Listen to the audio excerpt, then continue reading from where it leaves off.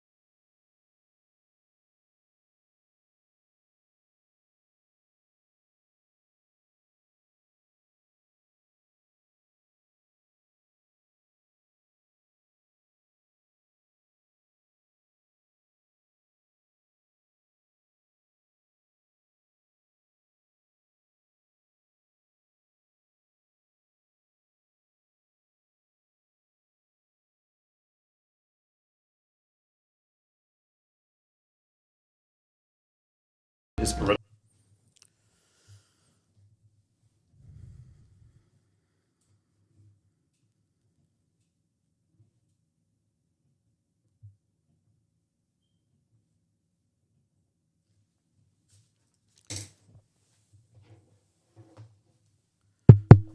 This is not another boring podcast. Mustafa through the police body cams. Judge Carol Weimer under the microscope. So this is what we just listened to is a really important audio. Now this audio is in Mustafa Al-Jazari's case. It's an audio between the estranged half brother Derek, who lives all the way in West Virginia. Doesn't know anything about his sister. The kids don't even know what he looks like. He's at the police department and he's talking to Investigator Romero and another police officer. And he's describing the ex-husband and the relationship that the ex-husband has with his half-sister Dorothy and the kids. And he describes as the relationship being very abusive. Now, the problem with the police department, whatever the half-brother talked and said about the ex-husband, Divine Jones, in the police reports, they wrote Mustafa. And that's disturbing for a police department to take whatever the abusive history that her ex-husband has with Dorothy and the kids and to put Mustafa in the discovery. And that's what we're finding.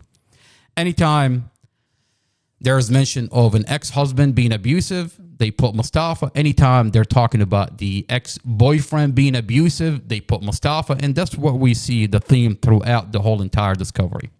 Now, Mustafa knows Dorothy for 3 months. Mustafa met Dorothy in January. The vehicle accident happened in April. Now, so when you open the discovery, you'll find that throughout the discovery. So we'll come back to this audio. This audio is very important. We'll come back to it. Now, before we dive into the Mustafa Al-Jazari,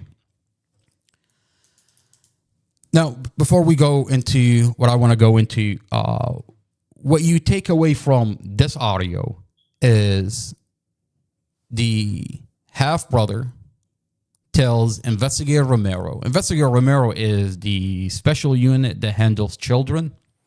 He tells him that he wanted to give the children to the ex-husband, but the children are so terrified from the ex-husband, they didn't want to go. And one of her children, her 10-year-old child, imagine, describes a situation that the ex-husband, Divine Jones, at one point locked him in the bathroom, in the closet. We'll come back to this audio. The children are terrified. They don't want to go to the ex-husband. That's what the brother is talking about. That's what the children are telling the brother. Now, they put that in the discovery as Mustafa. And we'll come back to it, and you'll realize how important this audio is. Now, before we go into the Mustafa Al-Jazari case, I want to go into Inside Nova. There's a case that we're tracking out of Prince William County. A disturbing case where a 26-year-old visits his grandmother at one of those elderly homes. Let's Inside Nova. All right, so we go over to public safety. There we go. All right, so this is a case where this 26-year-old is visiting his grandmother at an elderly home, and the police gets called to this elderly home. Now, the police are telling us that this 26-year-old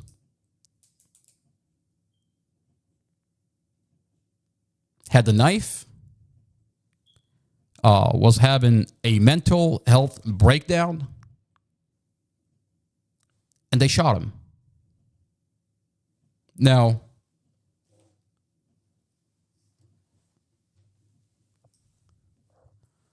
the questions that we have for the chief of police: if this 26-year-old is having a mental health breakdown, now I know there are police officers that are trained to de-escalate and deal with an individual that's having a mental health breakdown.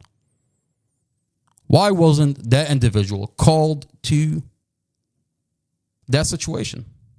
Instead, you have police officers that just went ahead and shot this young man. Just ended his life.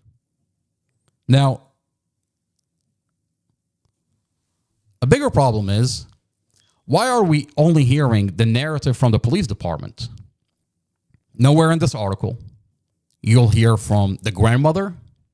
You can't hear her side of the story on the news. You can't FOIA or request any police body cams. They won't give them to you. You can't FOIA or request or find out about the CCTV videos. You can't have access to them.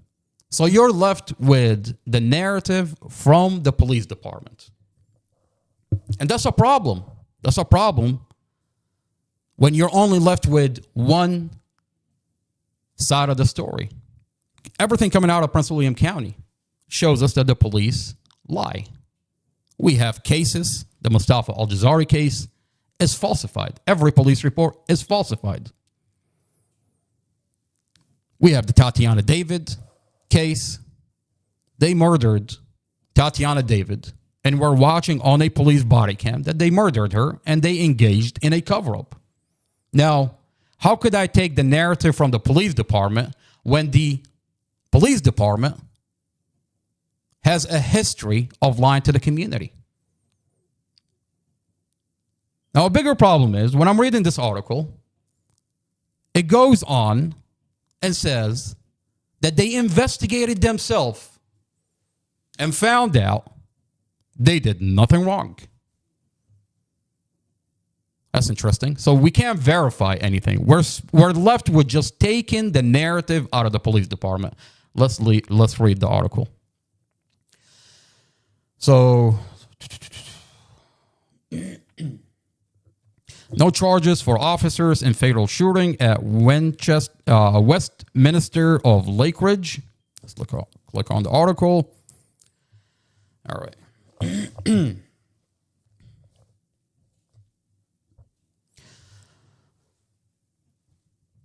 All right. So, following an independent review, independent review. How is it independent if the police department is investigating themselves?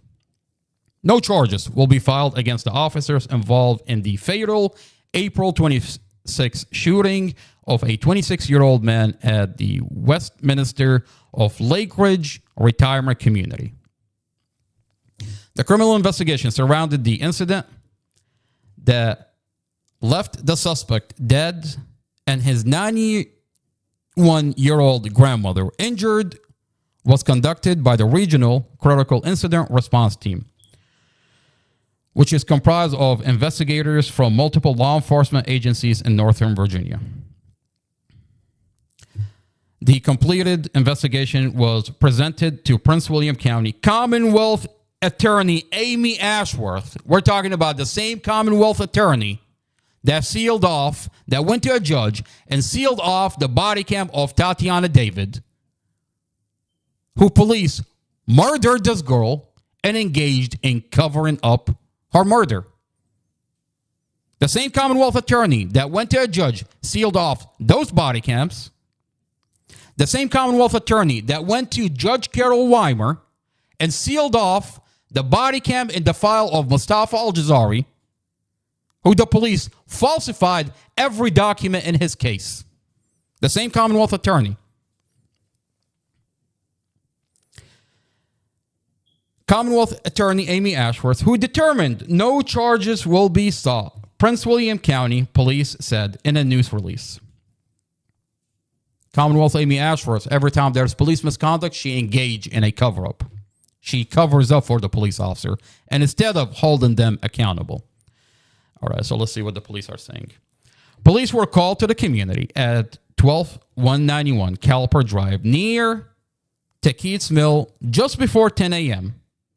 that morning for a man in distress, armed with a knife and threatened suicide in an apartment, police said at the time. 2 officers arrived within minutes and entered the apartment, where they were confronted by the man with the knife. The officer gave several commands, but he lunged at the officers, who fired their weapons, police said. Though multiple rounds were fired, the man then began to attack his 91-year-old grandmother, leading the officer to discharge their weapon again. I mean, does that even make sense? Okay, so they show up. He has a knife. He attacks them. They shoot him a couple of times. And then he turns around and he's stabbing away at his grandmother. Wait, I thought you just said you shot him. Okay, all right. Joseph Anthony Cazell, that's the 26-year-old man, died at the scene, and his grandmother was flown by helicopter to a trauma center in stable condition. So the grandmother is stable. But yet we don't hear her side of the story. Is she going to corroborate the story of the police? We don't know. Because the media, the news, our local newspaper doesn't take her side of the story. We're only left with the police side of the story.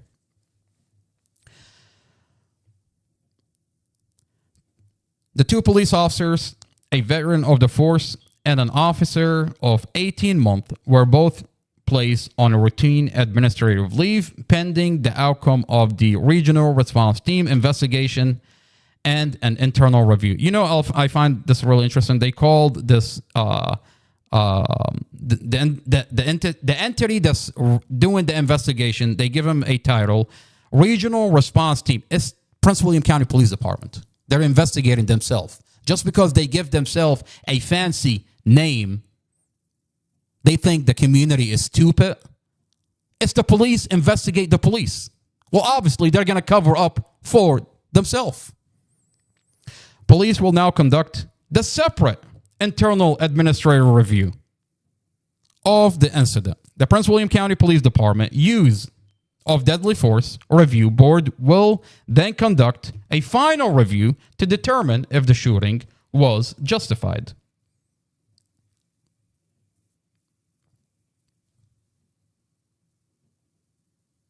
And within policy, the release said,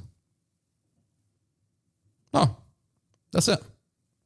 They investigated themselves, found nothing wrong, everything is good to go, everybody goes home. You can rest assured, you can trust the government, go to sleep, stay away from the window. Commonwealth, Amy Ashworth, the government will make sure everything is okay.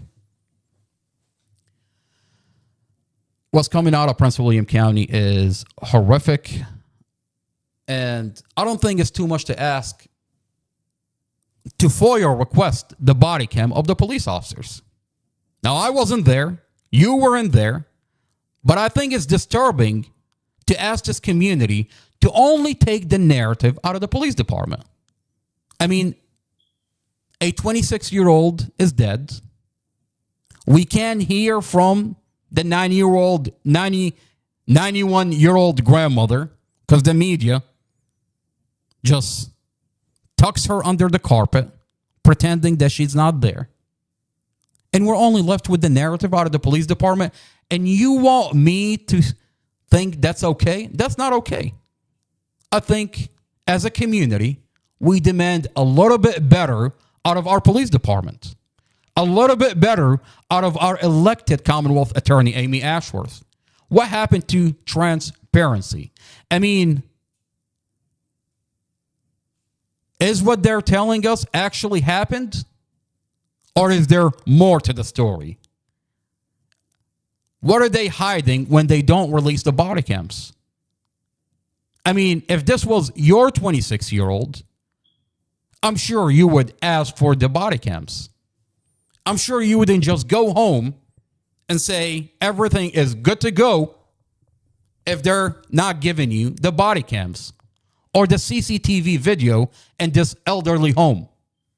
I mean, we're watching disturbing cases come out of Prince William County, and you want me in good faith just take the narrative out of the police department?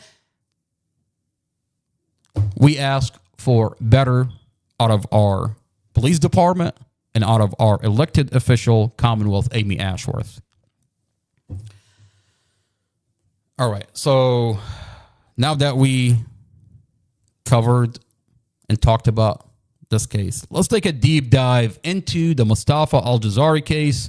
Now, on the last podcast, we talked about prosecutor Sarah Sami. We heard what she said in court, and the prosecutor says, and we heard her audio, the prosecutor says that she tells the judge in a bond motion,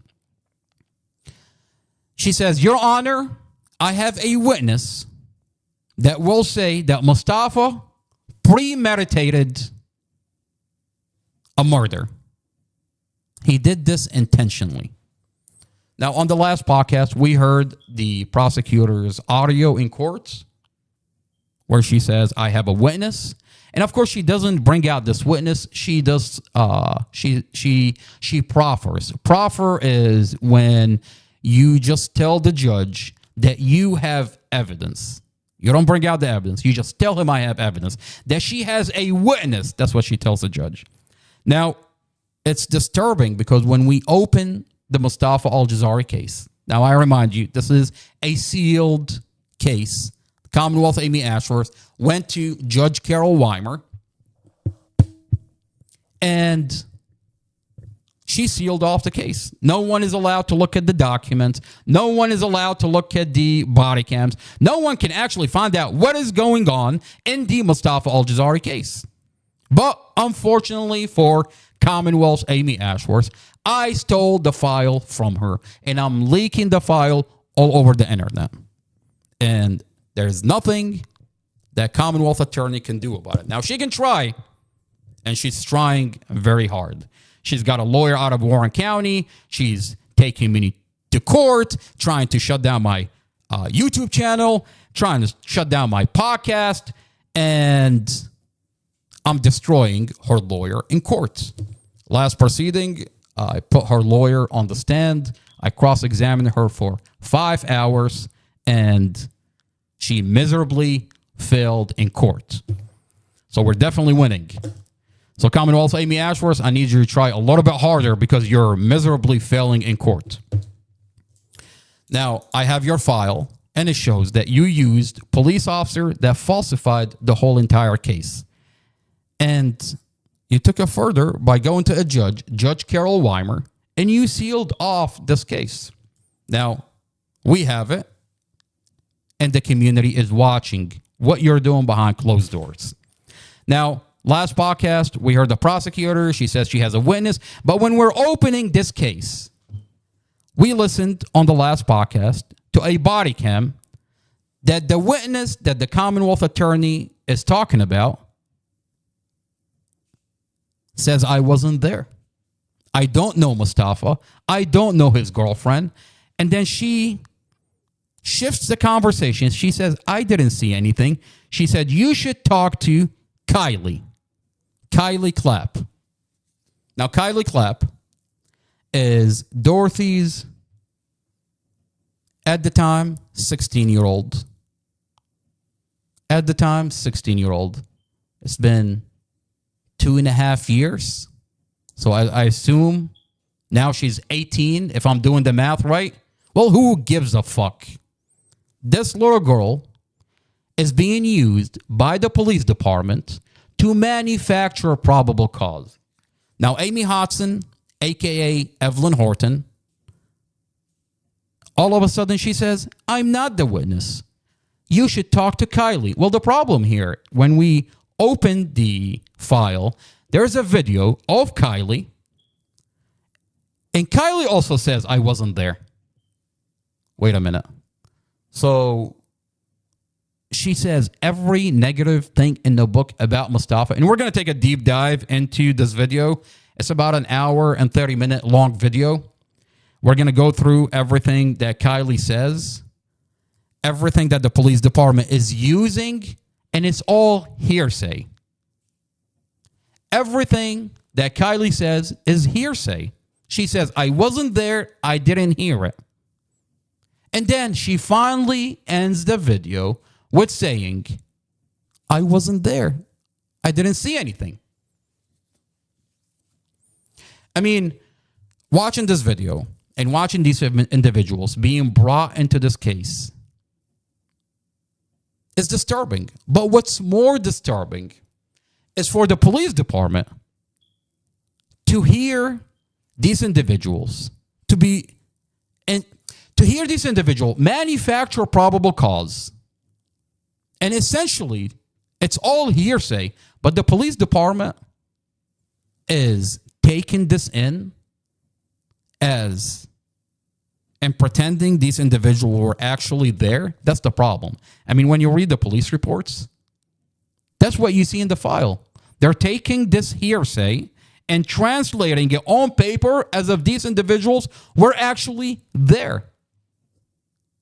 And then the Commonwealth attorney goes on to seal off the file. So you can't verify anything these individuals are saying. I mean, it's a miracle. The miracle here is that we have the file. So we can verify what this police department is doing, what the Commonwealth Amy Ashworth is using, and how all of it is hearsay. I mean, today, I sit in front of you on this podcast, and I tell you, you don't have to take my word for anything that I say. Listen to what's being played on the podcast. Watch the police body cams, read the documents, and tell me that I'm wrong. I mean, here we have a case where the Commonwealth attorney comes out to the community and tells the community that she is the government, that she's the Commonwealth attorney, and because she's a Commonwealth attorney, you're just going to have to take her word for it. She's not going to release any document to you. She's not going to release any police body cam to you. She's not going to release anything to you. That because she's the Commonwealth attorney, because she's the government, you should believe her and take her word for it. Well, that's interesting. Because I'll tell you, you don't have to take my word for anything. You don't have to believe me. You don't have to listen to me. I'm playing the body cam that Commonwealth Amy Ashworth sealed from you. I'm releasing the document that Commonwealth Amy Ashworth sealed from you. The falsified police reports that she's using in the Mustafa Al-Jazari case. On that note, let's dive into the Kylie Clapp interview.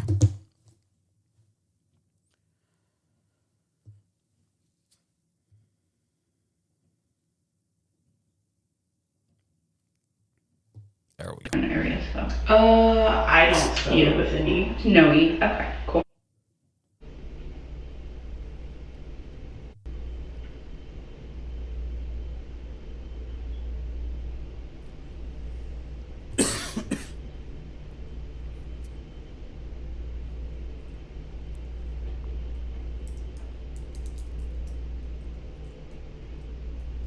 Now, one unique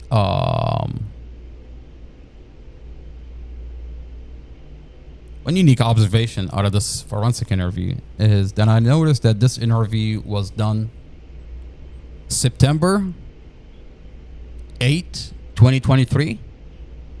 Wait a minute. This is Dorothy's daughter. The vehicle accident happened on April 5th, 2023. Why is there a forensic interview all the way in September?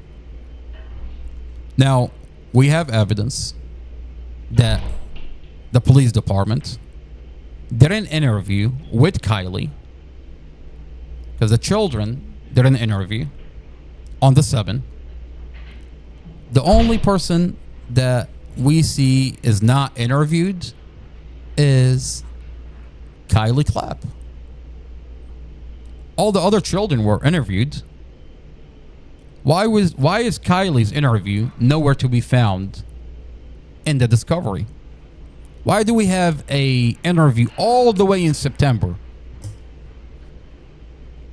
They did an interview with Kylie. Kylie doesn't live with Dorothy or Mustafa. Kylie lived with her stepdad. She doesn't live with her mom. And you don't live there. So how could you be a witness to anything? As a matter of fact, she's separated by CPS. You were there for a couple of times. You stopped by, you visited your mom here and there. But essentially, you weren't there. So when the police department sat down with her, she had nothing to say. Only in September, when we released the home videos and we went public on the internet advocating for Mustafa that this is a vehicle accident. There's a dash camera that shows it's a vehicle accident. There's a computer inside the vehicle that shows that Mustafa did everything he can to avoid a vehicle accident. His foot is on the brake the whole entire time. The dash camera show it's a vehicle accident. The police department allege that there is an argument inside the vehicle. The investigator falsified the police report. He claimed that Mustafa told him that he was arguing inside the vehicle. There's an audio recording between Mustafa and the investigator, and Mustafa never said that. This investigator flat out falsified the police reports. Now, when you watch the dash camera, Dorothy and Mustafa are passing back and forth a cigarette 8 times. The reason that the Commonwealth Attorney, to this day, the Commonwealth Attorney have sealed off the dash camera. Now, why is this Commonwealth Attorney sealing off the dash camera inside the vehicle? Now, they want to tell you there's an argument inside the vehicle, but when you watch the dash camera, they're passing back and forth a cigarette 8 times. You're going to tell the police department that you're bullshitting this community. When you watch the dash camera, you'll realize that the police department is lying about the whole entire case. They're literally passing a cigarette back and forth 8 times. And the way that Dorothy, Mustafa's girlfriend, grabs his fingers, feels his fingers as she's getting that cigarette from him, shows how much she loves Mustafa. Now, this is Mustafa's toxicology. Mustafa's toxicology show no alcohol, no drugs.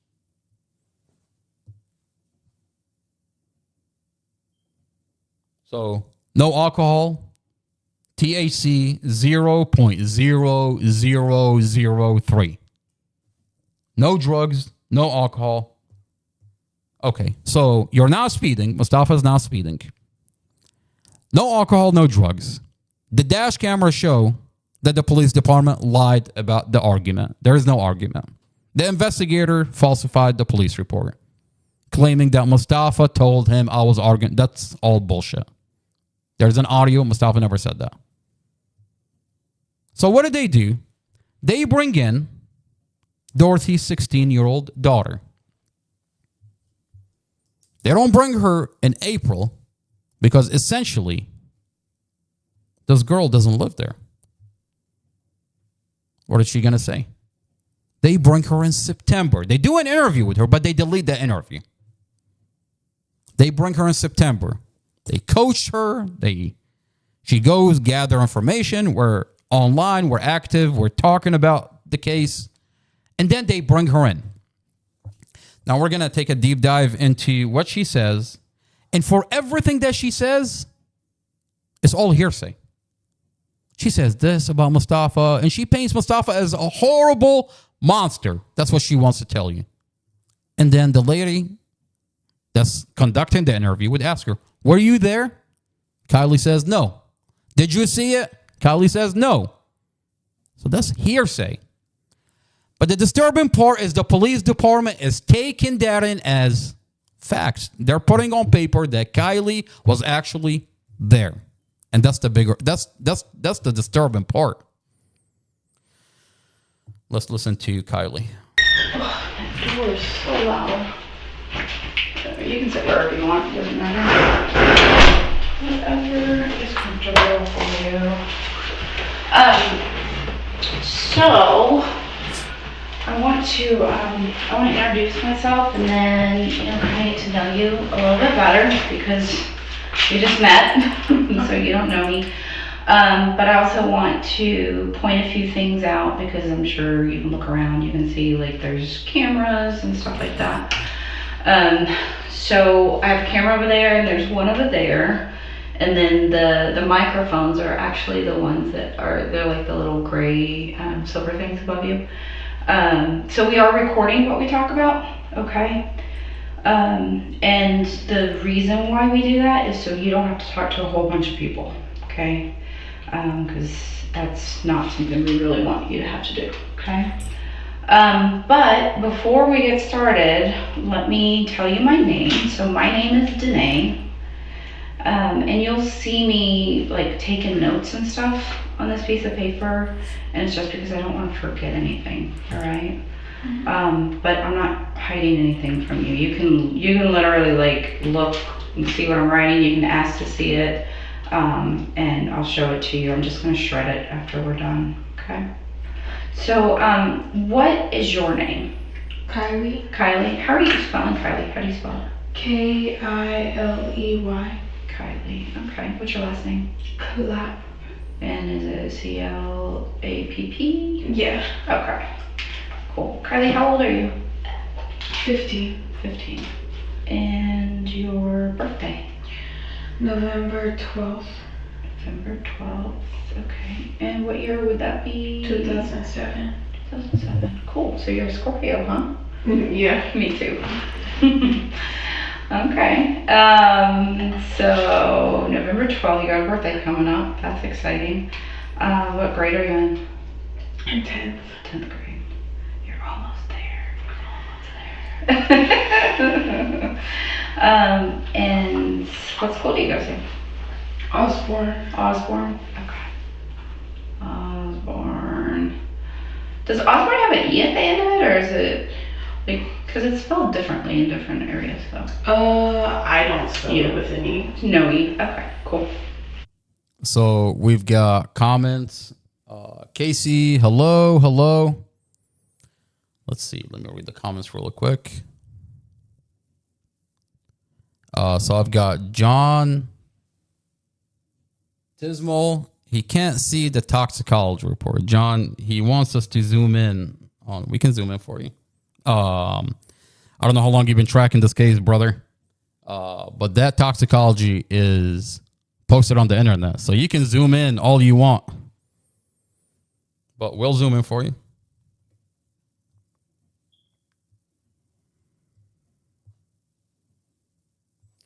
All right, so let's see if we can go back here.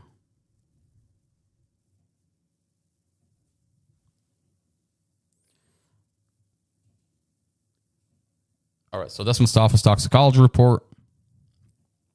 Blood alcohol, non-detected. So there's no alcohol.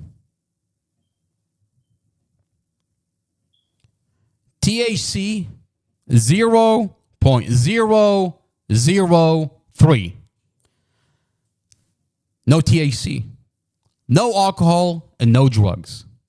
Now, when you watch a dash camera, and the reason they're sealing off this dash camera is because you literally see Mustafa and Dorothy pass a cigarette back and forth 8 times. The government wants to tell you that they were arguing inside the car, but they seal off the body cam. Wouldn't you think this is the first thing they give you? Oh, that's right. When you open the dash camera, you'll see them passing a cigarette 8 times. Dorothy has cancer, and she's smoking hemp. Hemp has no drugs, and that's where the 0.0003. She's smoking hemp. The prosecutor is terrified from this dash camera. That not only that she sealed it from the community, she sealed it from the family, she sealed it from Mustafa, and now she wants to conditionally enter this dash camera into where the jury doesn't see the whole dash camera. Prosecutor Sarah Sammy, we're going to make sure that this dash camera is seen by the jury and you're not going to take it out of context. You can't lie about Mustafa. The whole file is all over the internet. So I don't know if we answered John's questions. John, this document is posted on the internet. So you can zoom in all you want. It's posted on TikTok under Not Another Boring Podcast. It's posted on our YouTube under Not Another Boring Podcast. Follow us on Facebook. I'll add you into a group chat if you want to talk to us. All right, where are we here?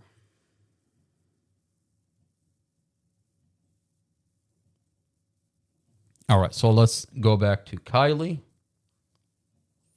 And I've got timestamps of what Kylie says. You can watch the full forensic interview on your own, but there are timestamps where Kylie would say one thing, and I have a piece of evidence that shows that she's lying and manufacturing probable cause. And for everything she says, it's hearsay. She says, I wasn't there, I didn't see her. Now, timestamp, so I wrote comments on there. And in the comments, you'll see if you click on the timestamp, it takes you directly to what Kylie is saying on that video. So if you go to timestamp 324,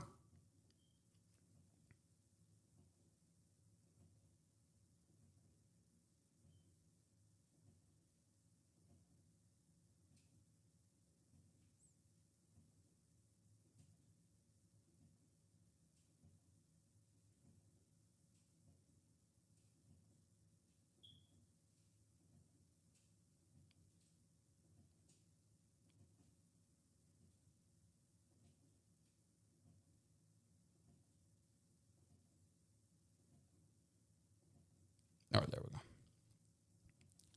All right, remember, the prosecutor says she has a witness. First, it was Amy Hodson. Amy Hodson says it's not me, it's Kylie. So now we're watching Kylie. You just met. As a witness, the prosecutor says that she has a witness that that Mustafa premeditated this, and this is not a vehicle accident, it's a murder. When you watch this, it's all hearsay. And Kylie tells you, I wasn't there. Let's listen. Don't know me. But I also want to point a few things out because I'm sure you can look around, you can see like there's cameras and stuff like that. So I have a camera over there and there's one over there.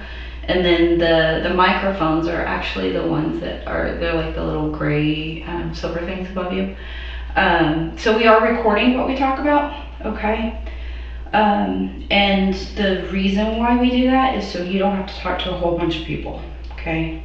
Because that's not something we really want you to have to do, okay? But before we get started, let me tell you my name. So my name is Danae, and you'll see me like taking notes and stuff on this piece of paper, and it's just because I don't want to forget anything, all right? But I'm not hiding anything from you. You can literally like look and see what I'm writing. You can ask to see it. And I'll show it to you. I'm just going to shred it after we're done, okay? So, what is your name? Kylie. Kylie. How are you spelling Kylie? How do you spell it? Kiley. Kylie. Okay. What's your last name? And is it CLAPP? Yeah. Okay. Cool. Kylie, how old are you? 15. 15. And your birthday? November 12th, November 12th. Okay. And what year would that be? 2007. 2007. Cool. So you're a Scorpio, huh? Yeah. Me too. Okay. So November 12th, you got a birthday coming up. That's exciting. What grade are you in? In 10th. 10th grade. You're almost there. Almost there. And what school do you go to? Osborne. Osborne? Okay. Osborne. Does Osborne have an E at the end of it, or is it like, because it's spelled differently in different areas, though? I don't spell it with an E. No E. Okay, cool. So, I want to go over a few things with you, but before I do that, I just wanted to ask you some brief questions. So, have you been here before? Like, to the Child Advocacy Center, do you know? Listen to what they say. I mean, the interviewer would ask Kylie, and she puts a lot of emphasis on, have you been here before? I mean, it should be a simple yes or no. Kylie says, I don't know. I'm not sure. We have evidence that you've been here before, and the police department deleted your forensic interview because you're all over the place in manufacturing probable cause. The accident vehicle happened in April 5th. This forensic interview is being conducted all the way in September. You don't find that odd? When Kylie's right there, and you have an investigator who's not with the forensic unit that handles children is talking to Kylie. I have a body cam where he's talking to Kylie on first name basis. Investigator Davis is talking to Kylie on first name basis on day one, and they don't do an interview until September 8th. That doesn't throw you off as something weird? They coached this girl. She comes in after collecting information, and now she's sitting there manufacturing probable cause about Mustafa. And the interviewer is asking her, have you been here before? I don't know. Maybe. It's either yes or no. Should be that simple. I'm not sure. They were saying they think. Brief questions. So, have you been here before?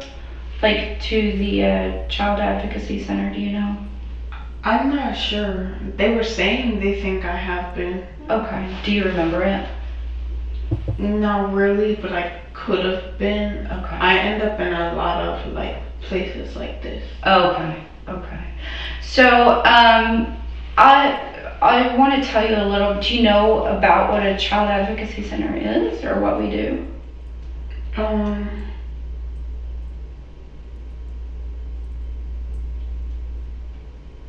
I think I can use like context clues. Okay. So, with the context clues, where's your brain going? What are you thinking? Well, it's for children Okay. that aren't in good situations, maybe. Okay. Yeah, And sometimes. you need to represent them. Yeah, okay. Well, so what we do, and I'll tell you what we do here and then what I do, okay? So we basically provide a safe space for kids, teens, children, little ones, all the way from like sometimes even 2, 3 years old. All right, so I'm going to fast forward into timestamp 8:38.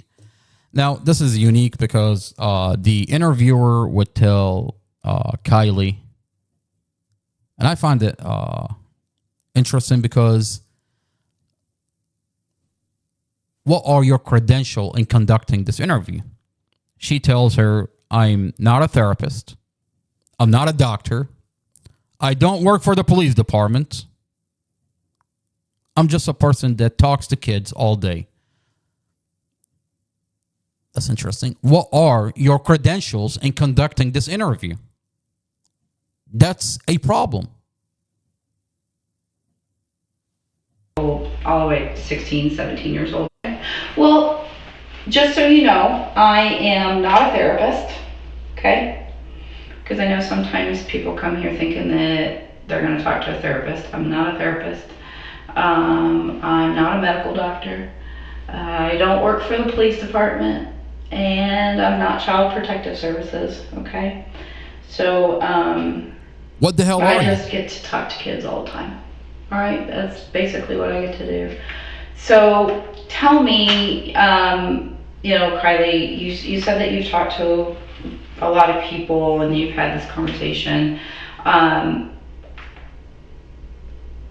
me see. Before we actually start talking about what it is that you're here to talk about, I just want to make sure that we're only talking about the things that are true and that really did happen, okay?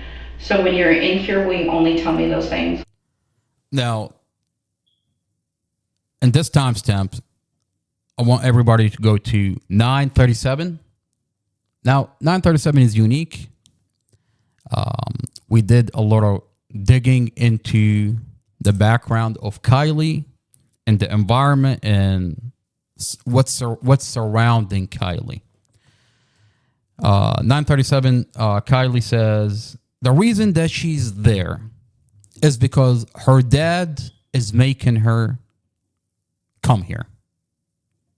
Now, question is, who is her dad? And why is her dad making her come here? Does he know Mustafa? Does he not know Mustafa? Does he know Dorothy? Who is her dad? Let's listen to what she says at timestamps 9:37, and we'll take a deep dive into who her dad is. And you tell me if that's disturbing or not. I'm going to play a couple of pieces of evidence, show you who the dad is, and how relevant the dad in this whole entire case. So what is it that brought you here? Why are you here to talk to me today? Because my dad made me. Because your dad made you. Because the detective kept calling him. That are true and that really did happen, okay? So when you're in here, will you only tell me those things? Will you only tell me? Okay. So what is it that brought you here? Why are you here to talk to me today? Because my dad made me. Because your dad made you. Because the detective kept calling him. Okay. So, what was that about? I don't know. I assumed that because it was the detective working on the case with my mom and sister and Moses, that it was in regard to that. Okay. So there's a detective on the case that was calling your dad that said that you needed to come here to talk? I guess so. Okay. And mom. So wait a minute. I have a body cam where investigator Davis is calling Kylie on her cell phone and talking to her on first name basis. But here we're watching a forensic interview where she's talking about her dad is being contacted. Why is your dad being contacted when the investigator on day one, back in April, is talking to you on first name basis, calling your cell phone? Let's listen to the body cam of the investigator, and we're going to take a deep dive into who her dad is.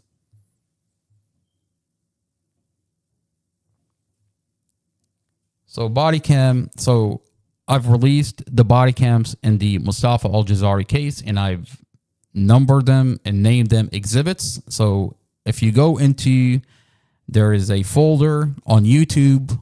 It's called Mustafa Al-Jazari Police Body Cams. If you go into Exhibit 47, there's a body cam. That's Investigator Davis body cam. This body cam is April 11, 2023. And you'll see in this body cam, he's driving. And at one point, he calls Kylie. And he's talking to her about the cell phone. Can you help me identify which one is your mom's cell phone? Which one is blah, blah, blah. All right, Kylie, thank you, blah, blah, blah, blah, blah, blah. But then in the forensic interview, so right now it's muted, and all of a sudden, I'm going to fast forward just a little bit.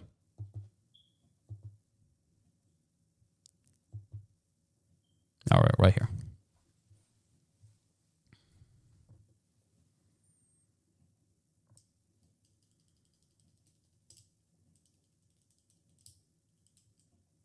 It's 11, 12, or 13. So she had a blue It was iPhone, an 11, I think. a blue iPhone 11 with a sparkly case and a pop socket. Yeah, I'm pretty sure. All right. If there was a... Hold on, Kyle. I might have to call you back, okay? Okay. All right. Yeah. Thanks. Bye. Bye.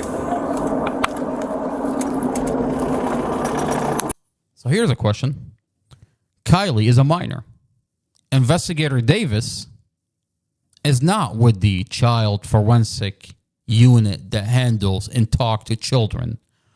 What's an investigator that's not within the forensic child unit talking to a minor? Now, what's disturbing is you've got this investigator calling Kylie on her cell phone,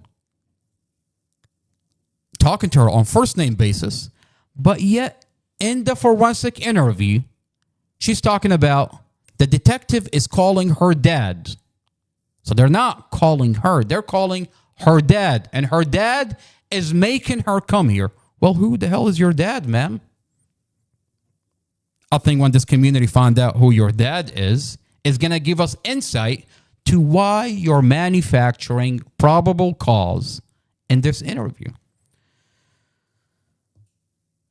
Mustafa met Dorothy in January. The vehicle accident happened in April 5th. Now, a month before Mustafa met Dorothy, 1 month before Mustafa met Dorothy, this happened. Keep it up, and goddamn it, I'm telling you, you're gonna fucking go. Are you gonna assault me? You're gonna fucking get off my property. How many times do I have to tell him, officer? Get the fuck off my property. Get the fuck off it. I got this holding on. You're good. Get the fuck off my property. You get the fuck off You're it. gonna go to jail, bro. Yeah, you watch who goes to fucking jail. How many times have you heard how many times I've told him? And you'll fucking see where we're standing. Get the fuck off my property, motherfucker. Bitch, stop standing. Fuck you. Get off. This is a club owner out of Crystal City. Mustafa has a small business that sells physical therapy equipment. He would go into busy places where it has a lot of foot traffic and promote his business, sell his equipment. Now, I go with him to promote my roadside assistant business. Got cards. I help Mustafa sell his equipment. I pass out my cards. I expand into that area. And out of nowhere, one day, this person comes out of nowhere. And he began attacking Mustafa, breathing down his neck, attempting to kick him out of the property. Now, Mustafa has a business license. I have a business license. This is public property.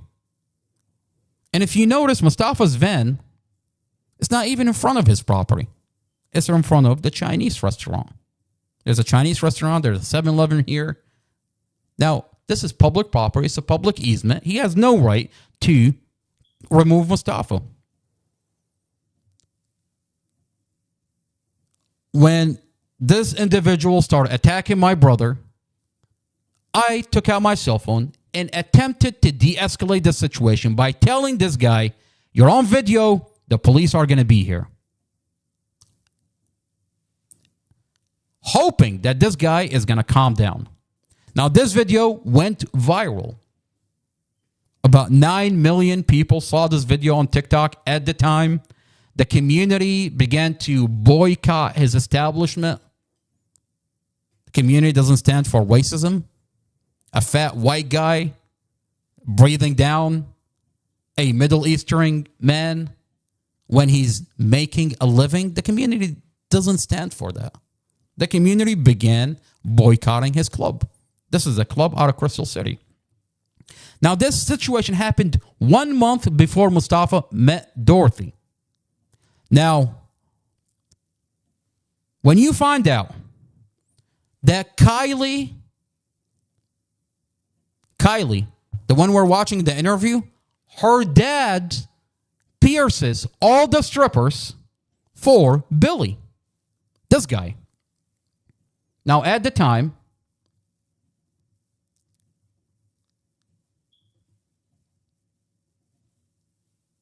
everybody was happy with Mustafa. Mustafa's been going there for a long time. The employees of Billy, the strippers, loved Mustafa. They even used to go out and help him sell his equipment. When this happened, when the club began to be boycotted by the community, everybody turned on Mustafa. Now, you find out that 16-year-old Kylie, the one we're watching the forensic interview, her dad works for Billy and he pierces all the strippers. And Kylie is hanging out with those strippers who now hates Mustafa because their boss is viral and the community started boycotting that club. Kylie is coming from that environment. Now, the community is going to start asking me, well, what's your evidence? What do you mean? Well, my evidence is Kylie herself. Kylie got on the internet and said this.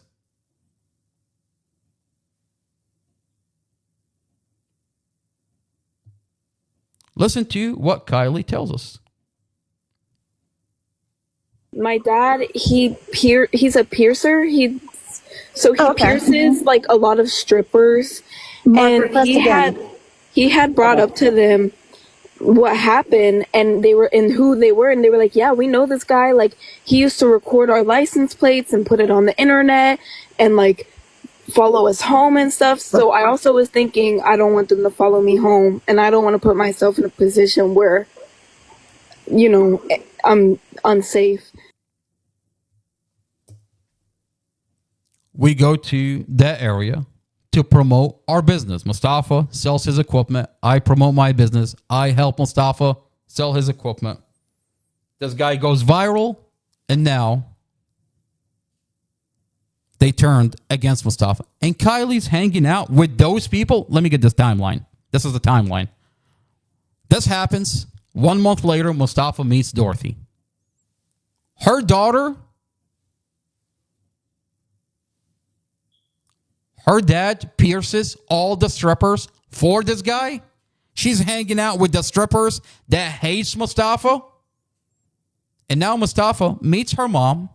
And there's this 16-year-old girl that doesn't live with her mom, lives with her dad, pops in every now and then.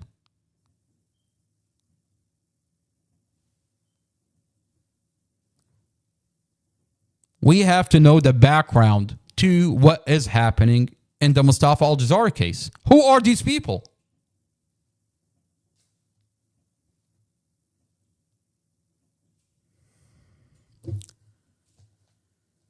All right, so let's go back to the forensic interview. Before we go into the forensic interview, this is her dad. This is Jason Clapp.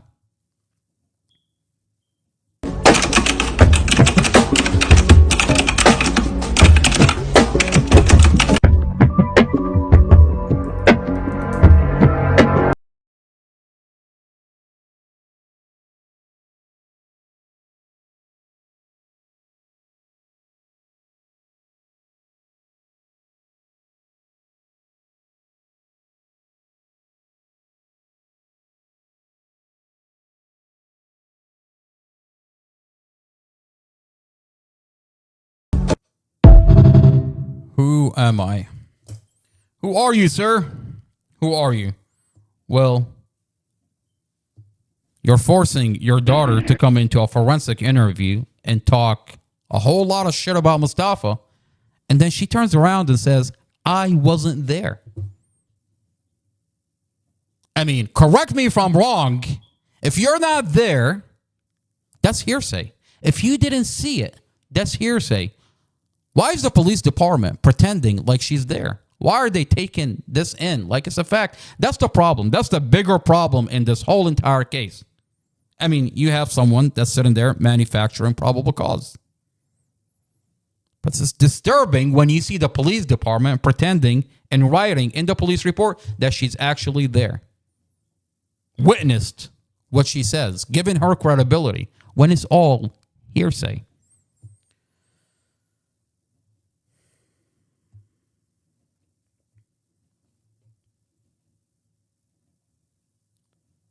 So Kylie tells us that the detective are calling her dad. We just heard the police body cam. Detective had no problem calling you on your cell phone and talking to you and calling you on first name basis.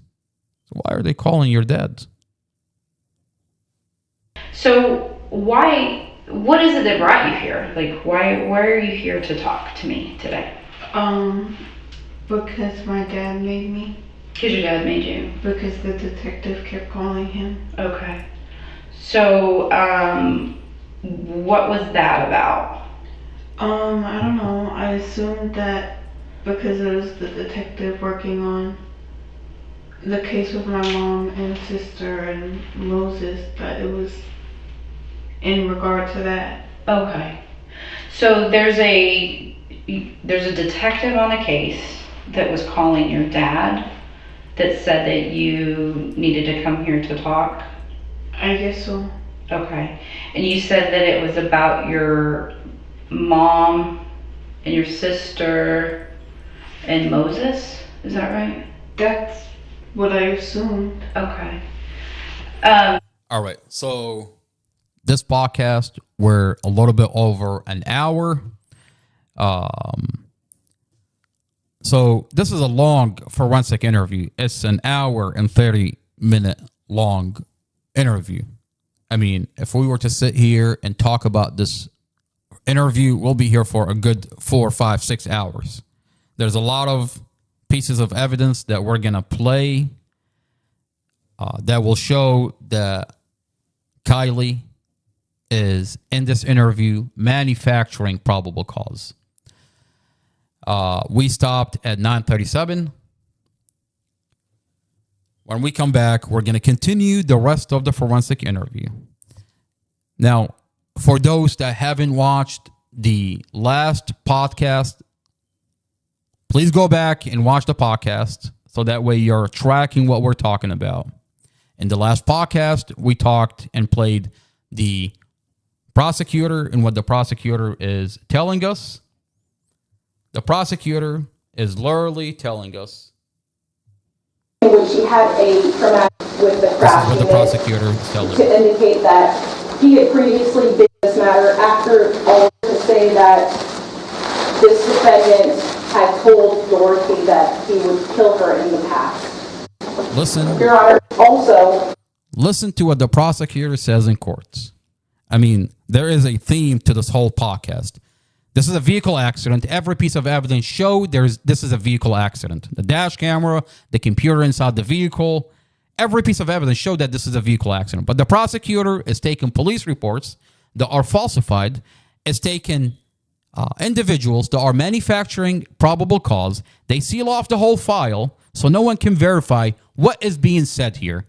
Well, unfortunately for them, we have the whole file. So when this prosecutor lies in court and tells the judge, Your Honor, I have a witness, that witness, Mustafa, premeditated this. I mean, think about what she's saying here. She's telling the judge that she has a witness. Well, when we open the file, every individual in this case tell you I was not there. But in the police report, they say this individual was there. This individual saw this. This individual said this. It's all hearsay. These individuals are literally telling you that this is hearsay. That we're not there. We didn't see it. But yet the prosecutor in court tells the judge, Your Honor, I have a witness that saw this. That witness, Mustafa, premeditated this. Let's listen to the prosecutor, and we'll end this podcast with this. Fontaine stated that indicated some history of abuse between this defendant and Dorothy Fontaine, specifically at a point when Dorothy told this friend that she was body slammed by the defendant. Also, specifically that Dorothy told the individual, quote, "Girl, this motherfucker pissed on me in the tub," end quote. Your Honor, another individual came forward to say that this defendant had told Dorothy that he would kill her in the past. Did you hear what she just said? She has an individual that came forward and said that Mustafa had said that he will kill her. That he will kill her. So she has a witness, right? I mean, she's proffering to the judge. Proffer is she doesn't have the evidence there in the court, but she tells the judge, Your Honor, I have the individual that will say this. Well, when we open the file, no one is actually saying this.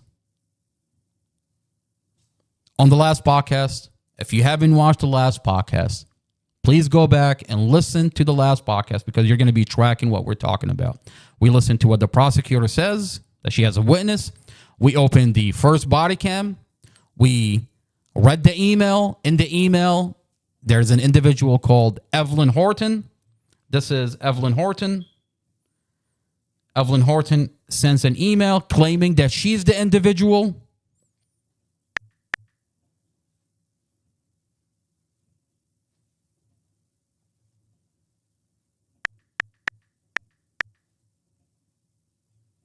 This is Evelyn Horton. She first claimed that she's the individual that witnessed that Mustafa premeditated this. And then on the body cam, in the email, that's what she says. Now, in the body cam, we find out that the police department is masking her identity. And they're calling her Amy Hodson. So Evelyn Horton is Amy Hodson. And then in the body cam that's sealed by the government, she says, I wasn't there. I don't know Mustafa. I don't know Dorothy. She doesn't even know the kids. She's a stepmother living in somewhere else. So she's not the person. And then she refers you back. She refers you to Kylie. When you watch the Kylie interview, she says, I wasn't there.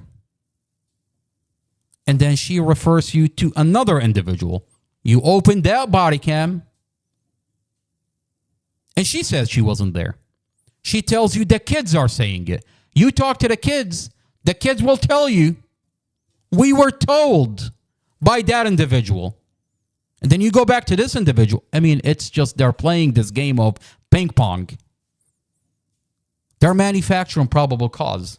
Now, I can sit here and watch this and be disturbed.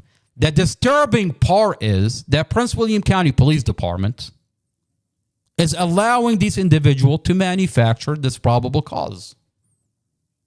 And the prosecutor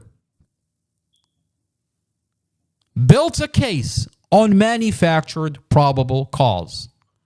And just so no one can find out that she's doing this, she goes to Judge Carol Weimer, this judge,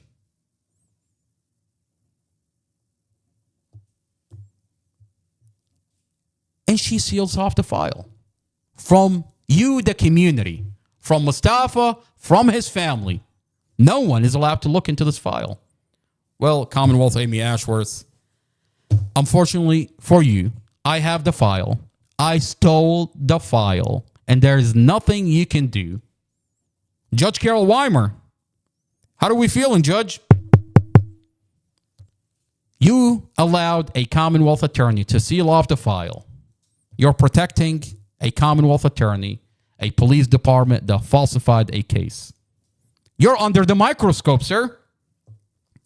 On that note, I want to tell you, thank you for being here. Watch the podcast we had a couple of days ago, so that way you're tracking us.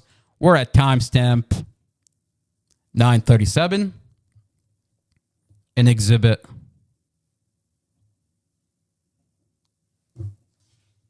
63. This is the Kylie Clapp interview. When we come back, we're going to continue combing through this video. Everything that Kylie says is manufactured probable cause, is hearsay, and we have evidence to show that she manufactured probable cause. On that note, thank you for being here.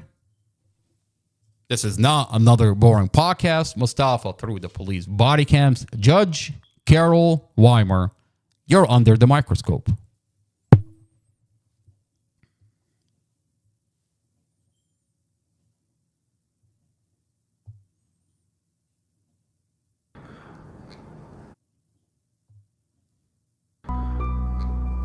This is what divine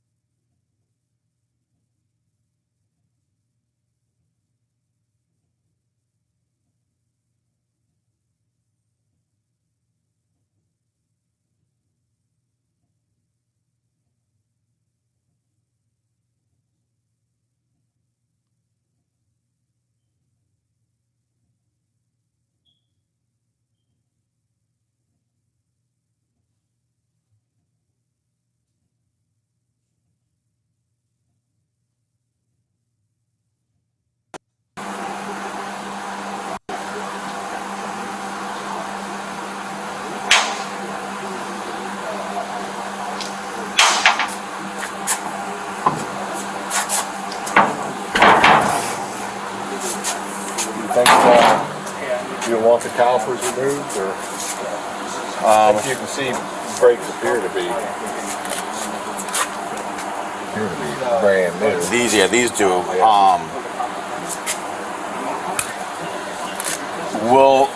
If I was to ask you if they were installed and functioning properly, would you need to remove the calipers for that? Yeah. Okay. As long as we can make sure that whoever put them on look like they did them correctly and look like they're not causing any issues, then I'm okay without the calipers coming off. Visually, they look good. If somebody, is there a brake pedal even left in it? Yeah. If I could give you a pipe or a bar to push on it, could I see if it physically stopped its rotation? Yeah, that's fine. I think we could do that. Okay. Hey, it's still attached. It hasn't lost. Hey, Cruz, I'm going to push the brake. He's going to spin that. Can you? That's fine. On your cam, can you record the stopping of the motion? 36.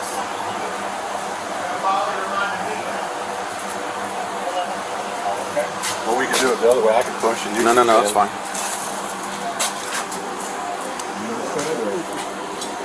You read the other one? No, I was. Do one at a time. I think Go forward. Go forward. All right. He's gonna push on the. Yeah, it works. It works. Okay. Spin it again. Okay. So it applied and released. Okay. You want me to do the other one? Yeah.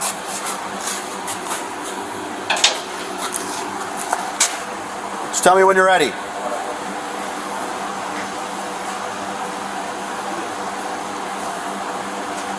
You ready? Yep.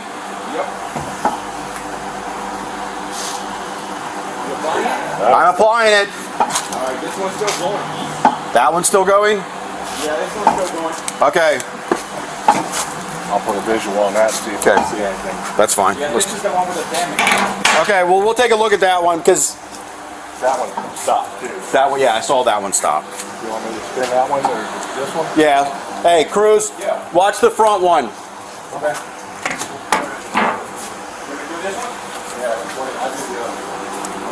Hey, Cruz, you got that one? Okay, ready? Okay. Release? I released. Alright, this one got harder. Alright, do it one more time. One more time, RJ. Hold on.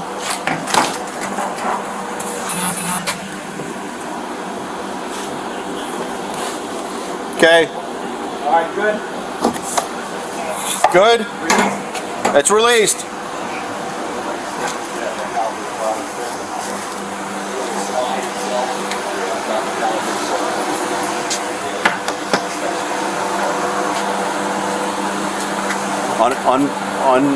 Unapproved light.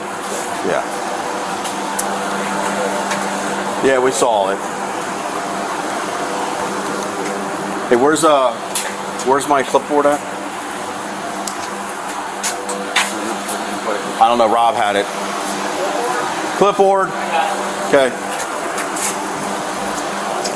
That's a brand new rotors and everything. Yeah.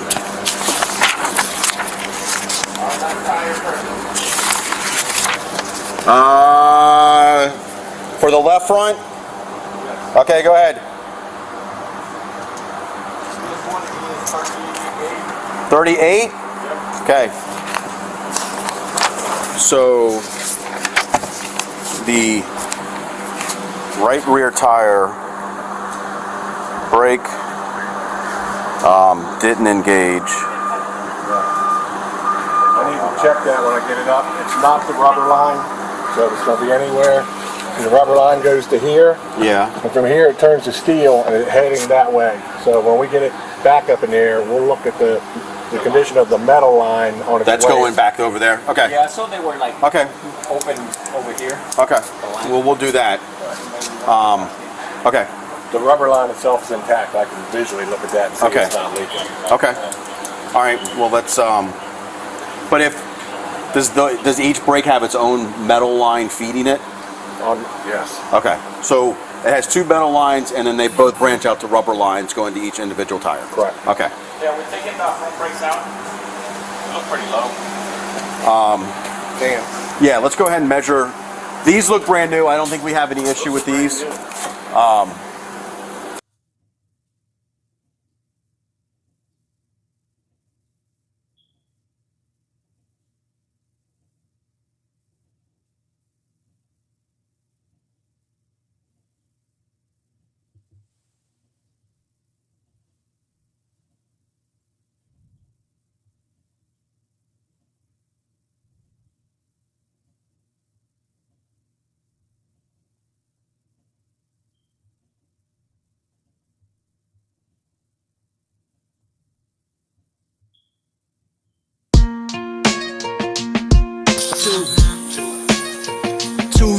In a cell, no trial, no voice. Truth buried deep, but we ain't got no choice. They tried to erase them, break them apart, but we scream free Mustafa. From the soul, from the heart. They falsified the paper, twisted every word, turned a car crash to murder, like justice never heard.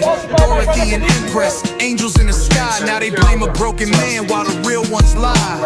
A badge and a pen, that's all it took. Signed his fate with a false report and a dirty look. Wherever the fuck you on the other side, what the fuck that guy doing? Follow him.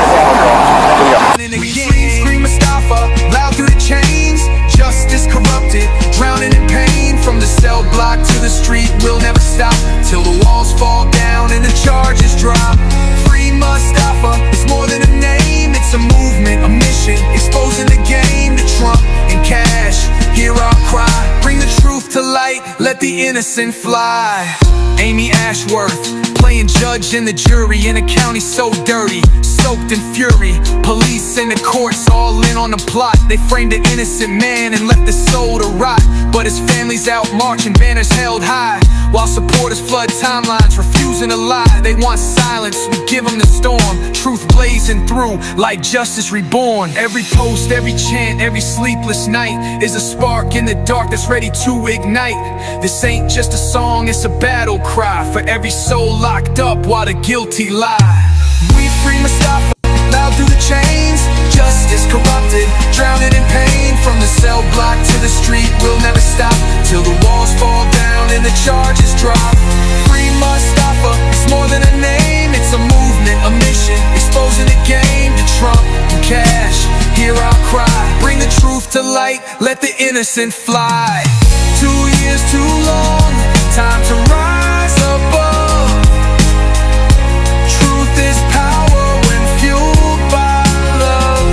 So we'll march, we'll fight, we'll never let go until Mustafa walks free and the whole world knows.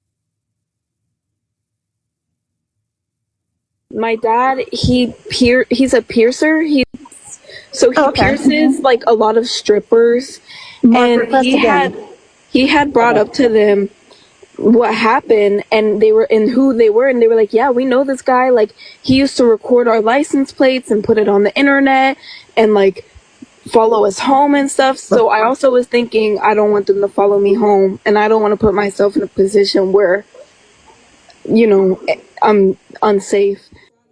Keep it up, and goddamn it, I'm telling you, you're gonna fucking go. Are you gonna assault me? You're gonna fucking get off my property. How many times do I have to tell him, officer? Get the fuck off my property. Get the fuck off it. I got this holding on. You're good. Get the fuck off my property. You get the fuck off You're it. gonna go to jail, bro. Yeah, you watch who goes to fucking jail. How many times have you heard how many times I've told him? And you'll fucking see where we're standing. Get the fuck off my property, motherfucker. Bitch, stop spinning. Fuck you. Get off.